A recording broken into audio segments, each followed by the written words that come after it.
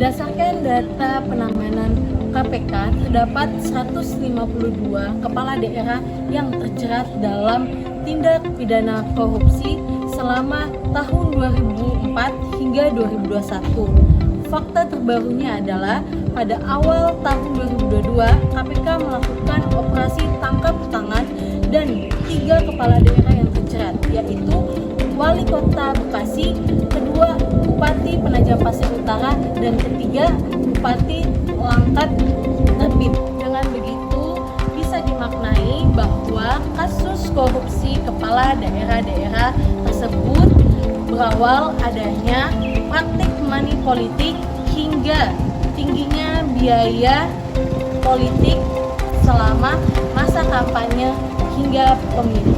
Beberapa tahun terakhir, problematika mengenai pemilu yang diselenggarakan di Indonesia memang begitu banyak, khususnya dalam pelanggaran-pelanggaran pemilu.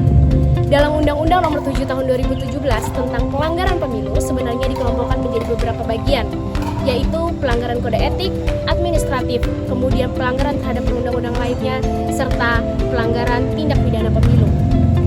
Dalam hal tindak pidana pemilu, sebenarnya juga terdapat beberapa substansi yang harus kita soroti bersama, yaitu dalam Undang-Undang Nomor 7 Tahun 2017 Pasal 454 Ayat 6 mengenai batasan waktu laporan pelanggaran, di mana di situ dicantumkan bahwa pelanggaran setidaknya dilaporkan dalam waktu maksimal 7 hari semenjak pelanggaran itu ditemukan. Adanya limit waktu yang singkat tersebut tentunya menjadi kendala, karena jika kita melihat pelanggaran dalam pemilu terjadi begitu kompleks dan tentunya membutuhkan waktu pembuktian serta pemantauan yang lebih dari sekedar 7 hari. Dalam Kitab Undang-Undang Hukum Pidana Indonesia pun mengenai batas waktu ada dicantumkan, yaitu yang sering dikenal dengan daluarsa. Dan itu merupakan sangat jauh dengan Undang-Undang khusus pemilu mengenai ketentuan batas waktunya. Adanya perbedaan waktu yang sangat jauh tersebut tentunya bisa melahirkan ruang ketidakadilan, sehingga proses pembuktian pada pelanggaran pemilu tidak bisa dibuktikan secara maksimal.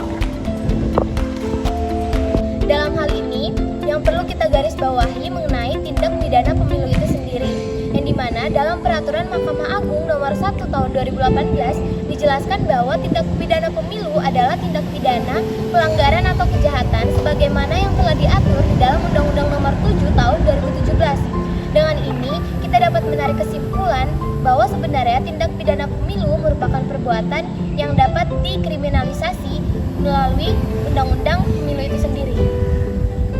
Sebelum diatur dalam Undang-Undang Pemilu yang terbaru, Bawaslu merupakan salah satu badan lembaga yang bersifat ad hoc dan di mana dibentuk sekitar 9 bulan sebelum diadakannya pemilu dan berakhir 3 bulan setelah diselenggarakannya pemilu.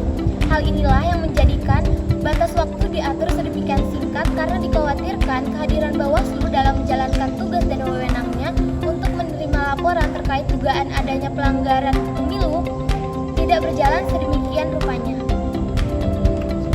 Namun, berbeda dengan keadaan saat ini yang dimana Bawaslu sudah tidak lagi bersifat ad hoc, melainkan bersifat tetap sebagaimana yang diatur dalam Pasal 89 Ayat 4 Undang-Undang Nomor 7 Tahun 2017. Dari ketentuan ini, diperlukan adanya pengkajian atau pembaruan kebijakan yang ada tentang batas waktu pelaporan agar pelanggaran yang terjadi dapat dilaporkan dan ditindaklanjuti sebagaimana mestinya untuk upaya penegakan hukum yang ada.